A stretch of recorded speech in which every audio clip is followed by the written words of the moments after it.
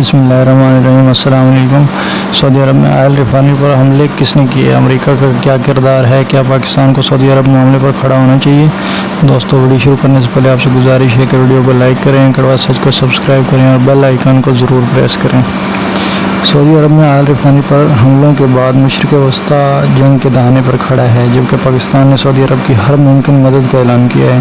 گو کہ سعودی عرب کے ساتھ پاکستان کے اچھے برادرانہ تعلقات ہیں، لیکن پاکستان کو دو برادر اسلامی ممالک کے باہمی اختلافات میں غیر جانبدارانہ کردار ادا کرنا چاہیے اور فریق بننے سے ہر ممکن گریز کرنا چاہیے۔ عرب ممالک سمیت پوری دنیا کا یہ اصول ہے کہ وہ سب سے پہلے اپنے مفادات دیکھتے ہیں، اس کے بعد کسی کی حمایت یا مخالفت کا تعین کرتے ہیں۔ کشمیر کے حالیہ حالات پر بھی عرب ممالک نے بھائی چارے کے رشتے کو نبھانے کے بجائے اپنے مفادات کو ترجیح دی ہے۔ اب پاکستان کو بھی پہلے اپنے مفادات کو دیکھنا چاہیے تاکہ سعودی عرب کی عقل ٹھکانے آ جائے۔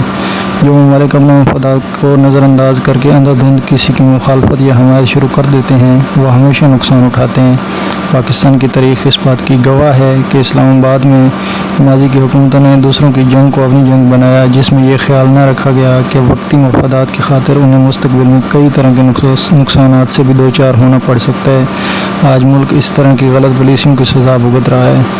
اسلام آباد حکومت کو دونوں ممالک کو یہ بات سمجھانی چاہیے کہ وہ صبر و تحمل سے کام لیں اور ایسے اقدامات سے گریز کریں جس سے دونوں ممالک کا نقصان